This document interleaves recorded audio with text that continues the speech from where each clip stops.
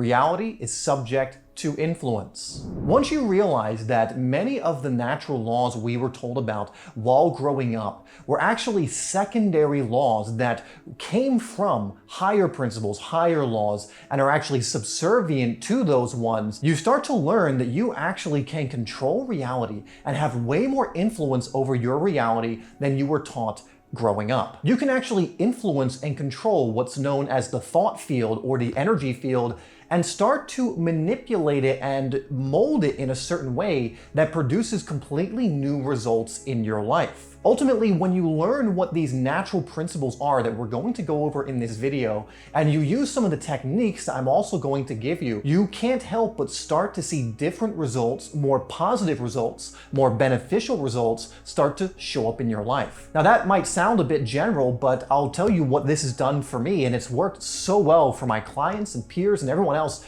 who has really learned what these principles are and most importantly also applied them. But for me, this completely changed my life when I started utilizing what you're gonna learn in this video. I went from someone who was living, all I can really describe it as, a life of quiet desperation.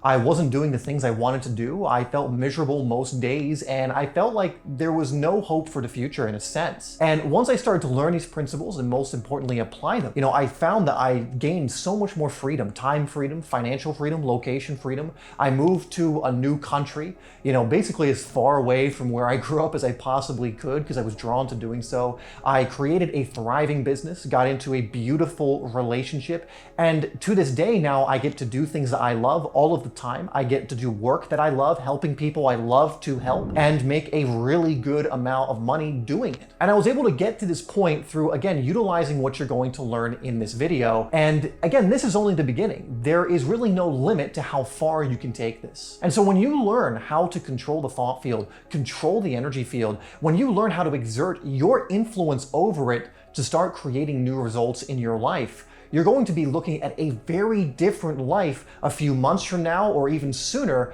if you apply this diligently. And so in this video, we're going to be going over how you can start to influence reality by teaching you some of the rules to the game, or some of the principles that are actually first principles, that the principles we learned or the laws we learned in the physical reality actually come from. And once you understand these laws, these natural laws, by the way, they're not supernatural. They only appear that way because if you don't understand them and then this thing happens, it appears magical. But in reality, they are predictable, they are finely tuned, and they can be repeated, as in you can do certain things that activate these laws positively in your life over and over and over again. And once you learn this and start using some of the tools I'm going to give you, things have to change by law. The way I like to describe it is, if I was to throw something out the window here, you would not bet against that falling to the ground. Now, why is that? Because you're very familiar with the law of gravity, and on this plane of existence, in our physical world, if you throw something out the window, it is going to fall. These laws operate in exactly the same level of precision. There's just maybe a lack of awareness or understanding that you may have around them at the moment. So let's get that up so you can start using them effectively. So again, we need to talk about some of the laws that are in operation that you may not be aware of. And the first one I want to mention, because it's so crucial to everything we're going to be talking about, it's so crucial to the work that I do, to the clients who I work with, them getting results, it's understanding this, is that the outer world follows the inner world. The outer world of physical reality is a subset of a much larger superset. And what that essentially means is it is a smaller part of a larger whole, and it also comes from that larger whole. The physical world, the outer world, follows what we can call the inner world. Now, another way of putting this is the Newtonian world, that made up of the physical, the five senses, as also as how we perceive that world, comes from the quantum. So the quantum model of reality gives birth to the Newtonian model of reality. In fact, a really good way to put this that acts as a very good analogy, or just good way of pointing at the truth here, is your physical reality is actually what's called an energetic history. What it means is everything that's in your physical is the accumulation of the energy you have been building up over time from the past to now, and then you are getting the results of that in this very moment. So the way you have been thinking, the way you have been feeling, the way you have been speaking, and of course the way way you have been acting has led to the results you are now seeing in the physical based on what you have been doing with those four things in the past. The reason that the outer world also follows the inner world is there is a time delay. There is a lag period between what you're doing here inwardly and what shows up outwardly. Now, why is this? Well, would you believe me if I told you that the physical stuff you see around you is actually of a like kind to the things within the quantum? Things like energy, for example, things like your thoughts. Everything is actually made up of a like kind. The reason it shows up differently is it is showing up to a different varying degree of vibration.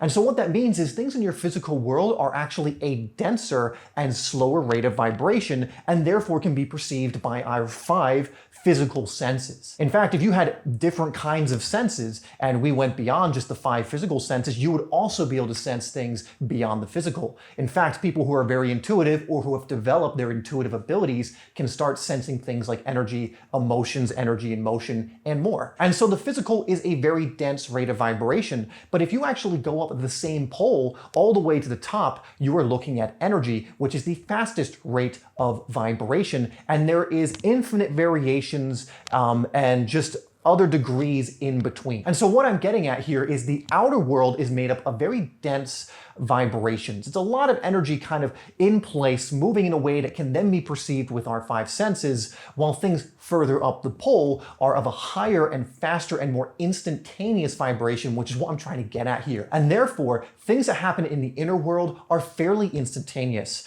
For example, with emotions, energy in motion, if you really wanted to, you could put yourself in a state of happiness or sadness right now. You could put yourself in a state of anger or grief right now. You could put yourself in a state of gratitude or willingness or acceptance or any of those things, and you could do it fairly instantaneously if you've trained yourself to do so. However, the results of that energy, the natural physical byproducts of those, won't come till much later and will only come based on where you are keeping your attention most of the time. Meaning, if you have been in the emotion of anger and therefore thought probably pretty angry thoughts, and then from there have said pretty angry things, and from there probably have taken pretty angry actions, then you can expect that in your outer world, which follows this inner world, you are going to see the result of that. And your manifestations or the physical coming about of things will be equivalent to whatever it is you were doing over time in the inner. But the opposite is true as well. If you were in the inner world in more of a state of bliss, you were thinking of things of gratitude and felt that way, you were moving from that place, taking actions from that place, speaking from that place, you would then receive the natural byproducts of that energy, and your physical environment would look insanely different. So I hope that first and foremost is making sense. Just keep this in mind to really be able to pack all of that information in a simple saying: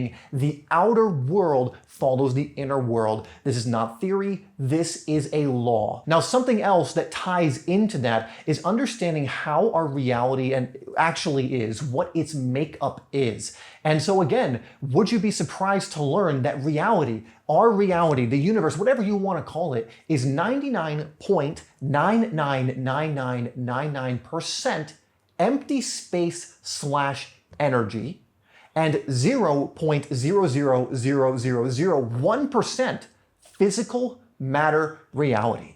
That brings us back to what I was saying. The physical reality is a tiny fractional subset of a much larger reality, meaning it comes from something much larger, more connected, more coherent. And it's that small, 0.00001% of what reality actually is. Now, that doesn't mean it doesn't appear big to us. We're in this reality and we are experiencing it. But what it does mean is if we want to influence reality, do we focus on the 0.001% of reality?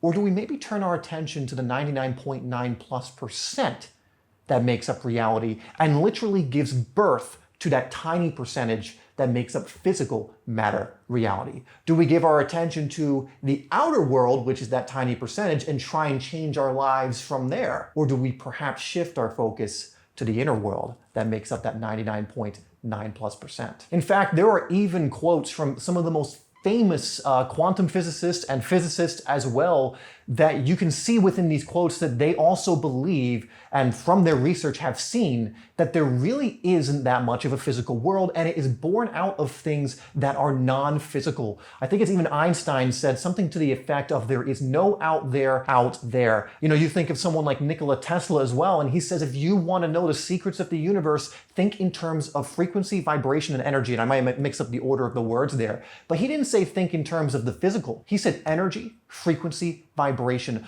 all things that are non-physical but give birth to the physical. Now, I want to tie this together so that you can see how this affects you, because these are cool concepts, right? These are cool ideas. But let's bring it back down to earth in a way so that you can see how this is going to affect you in your everyday life. Because my goal here isn't to just tell you cool things and things that are exciting, and they are. These are really cool things, and it's so mind-blowing when you learn these things. But my goal is to be able to give you these things in a practical way that can create change and transformation in your life. Because if not, then it's just information. Then it's just stuff that gets stored in your head or put on the shelf.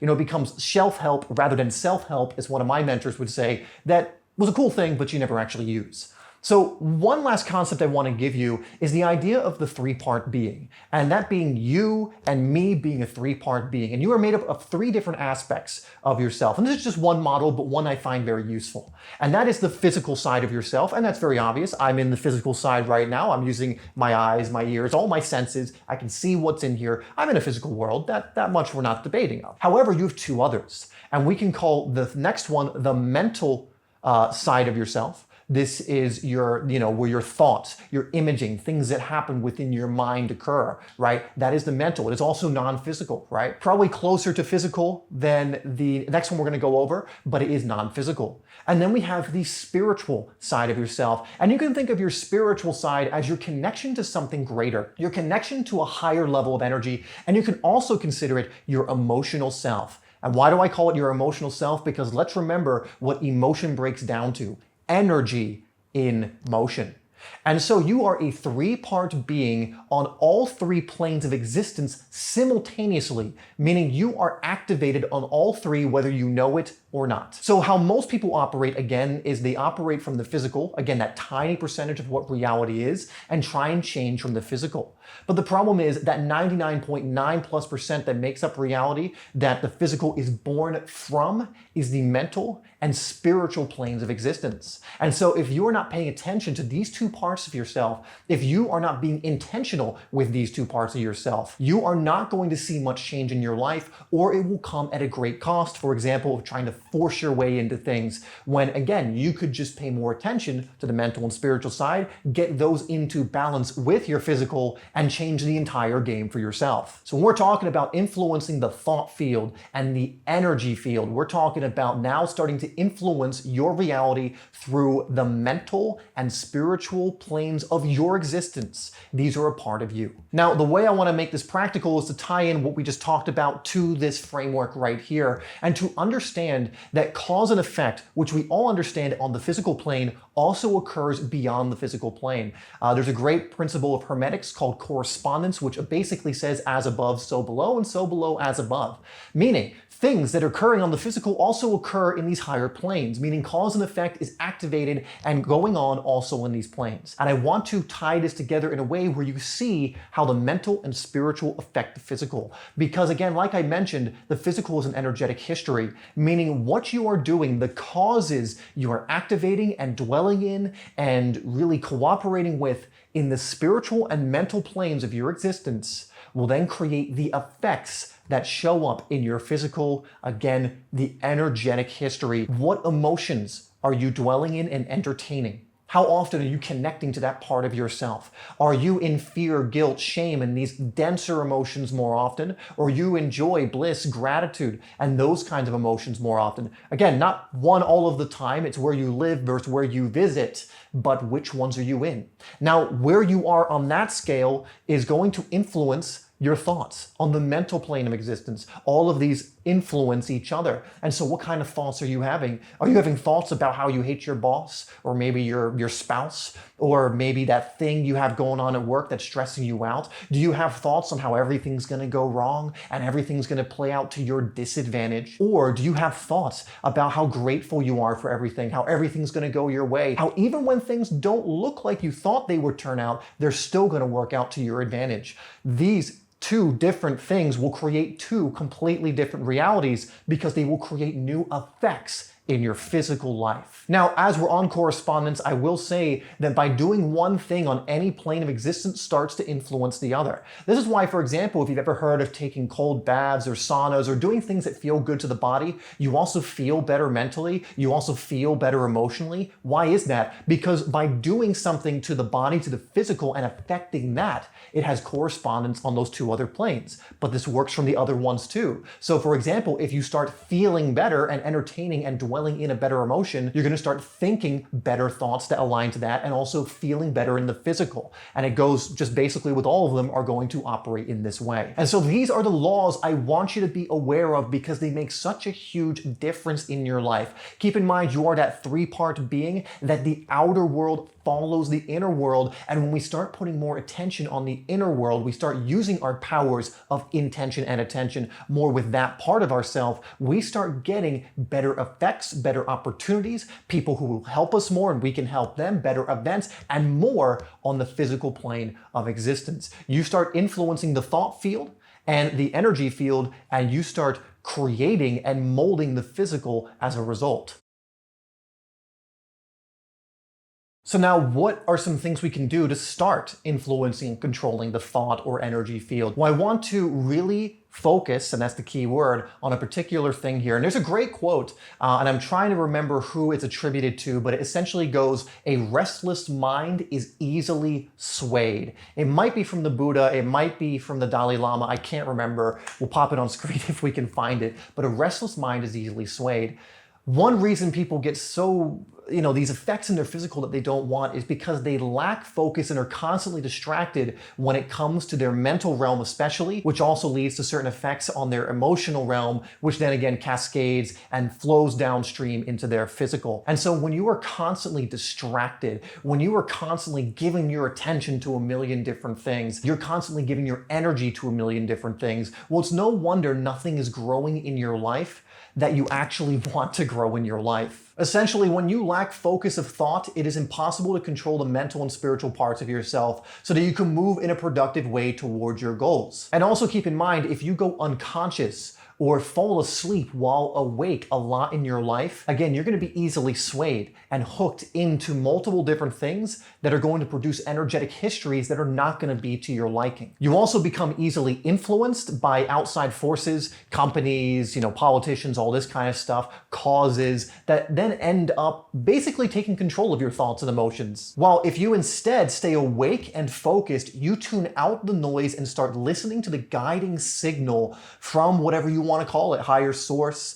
again, your higher self. You start being able to create reality to the tune of your thoughts and energy that you are now have in a very focused way going in a particular direction. And this brings me to one of my favorite quotes, which is to have more faith in the vision than the current physical circumstances that you find yourself in. That's using what we learned earlier in this video and actually making it practical. When you focus on the inner vision you have for yourself, where you would like to take things, and you're entertaining those emotions, those thoughts, and you have more faith in that than the current energetic, again, history that you have going on, you ignore the sense data, then that starts to become your new energetic history. You are ultimately aiming to create a new energetic history for yourself, but if you keep looking at the current history and reaffirming it, you're just going to get continual gradations of whatever is here. Now, I want to give you some really good news also, because I know your mind also wants to know a time frame on how long does it take to create a new energetic history? How long do I need to focus and do all these things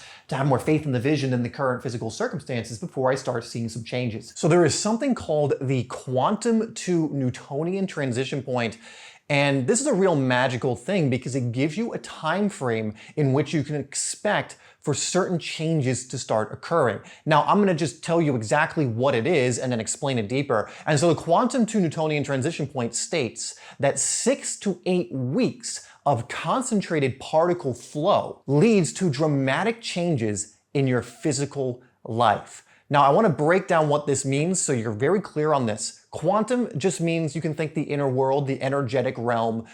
Newtonian is just the physical, right? We're talking about physical reality. So the energetic into the physical, remembering that the physical, again, is born out of the energetic. So quantum to Newtonian transition point. And I also want to highlight the idea of concentrated particle flow.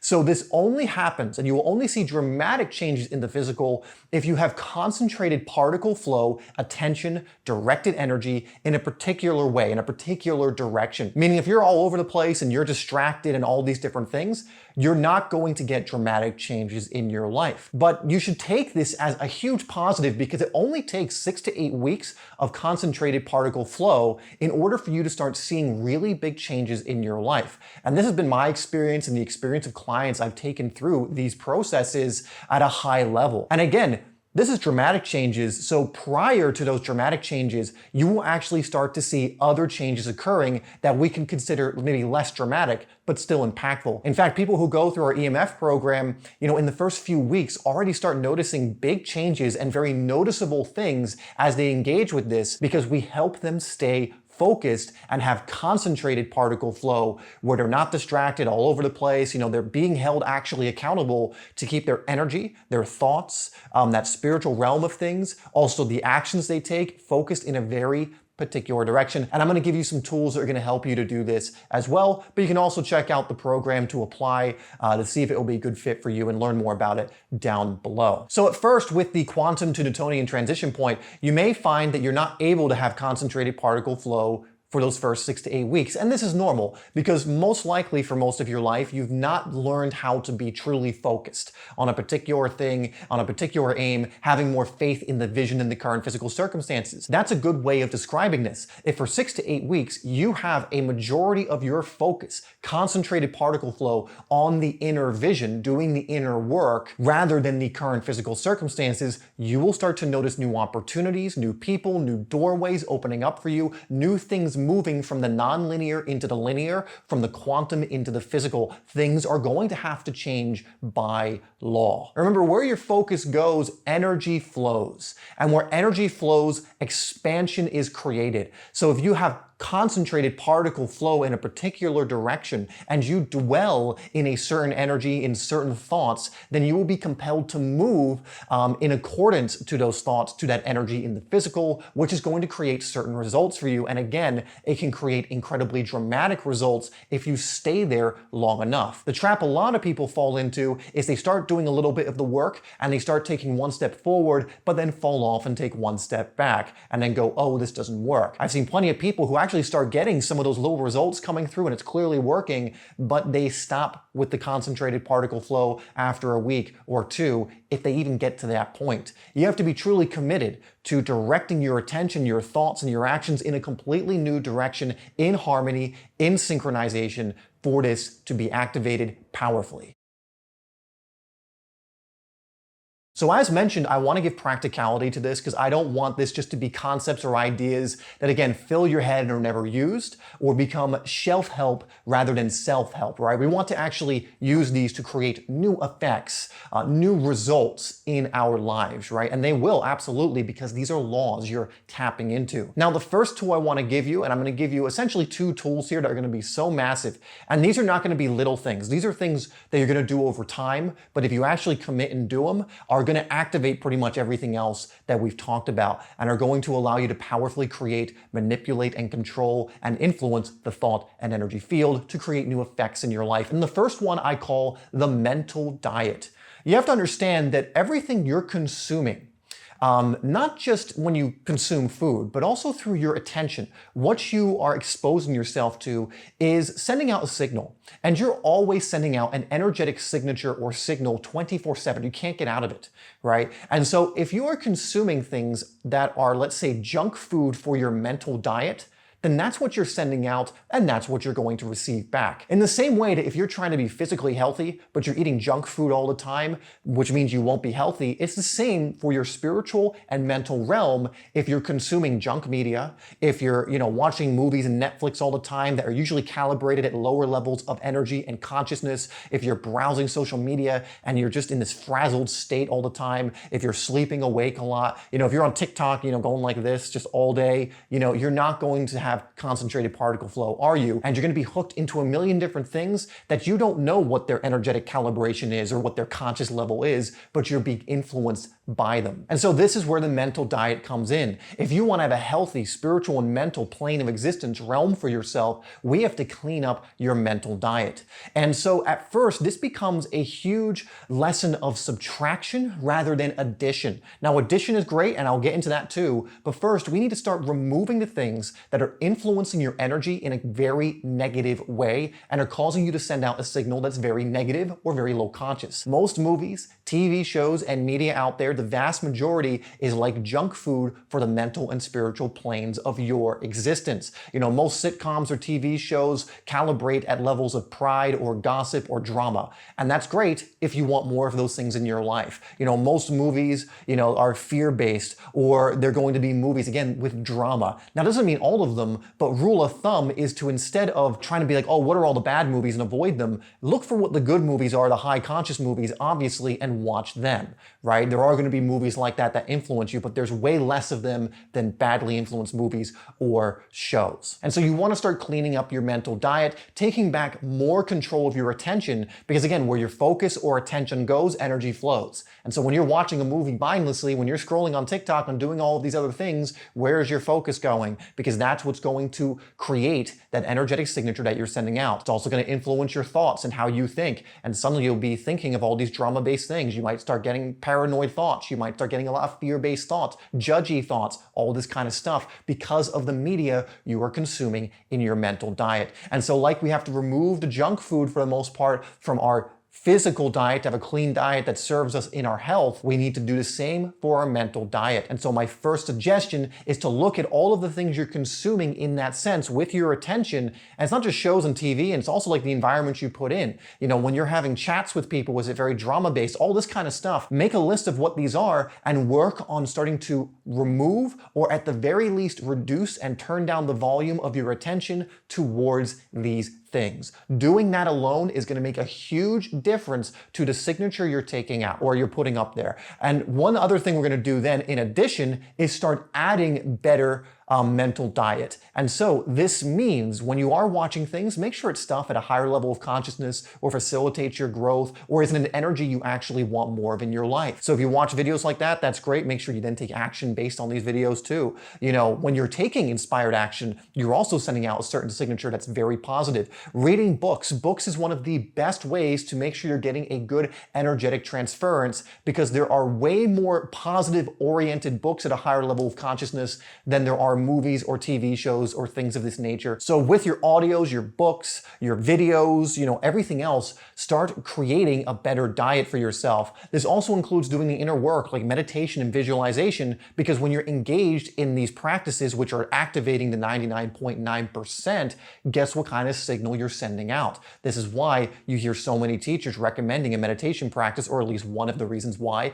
visualization practices, doing things that you enjoy, getting out in nature, because it's influencing the energetic signature you're sending out. And the better that signature, as in the higher conscious it is, the better things you're going to receive back. So that's the first one, cleaning up the mental diet and adding things to the mental diet that support you in wherever you're trying to go, support you in creating that concentrated particle flow that activates the quantum to Newtonian transition point in the direction you actually want to be going. Everything else, honestly, is subject for removal. Doesn't mean you have to, doesn't mean you have to listen to this, but the more you remove the things that you don't want in your life, the less you're going to experience them in your life, the less of those things will appear in your new energetic energetic history that you're creating. Now, the next tool I want to give you is letting go and shadow work. And this is so huge, especially with subtraction. There is nothing more effective at removing things that are killing your vibration, that are killing off the energy you're putting out, that are influencing your thought and energetic field in the background without you even being aware, and typically in a negative way.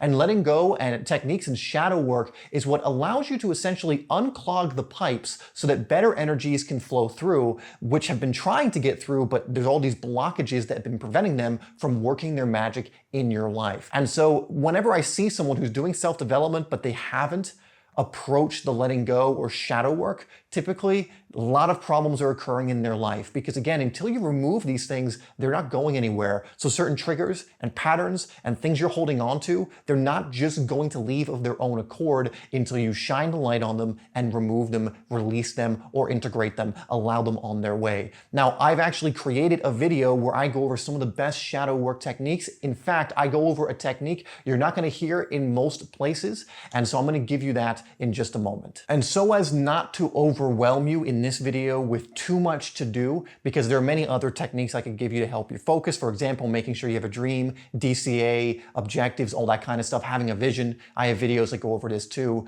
I want to actually leave you off with this video, which is that shadow work video I just mentioned. Seriously, if you're sleeping on the shadow work, the letting go techniques, you are limiting your growth, not by a little bit, but probably by the majority of what you could be gaining, what you could be learning, what you could be bringing into your life. So I'd go watch that video next.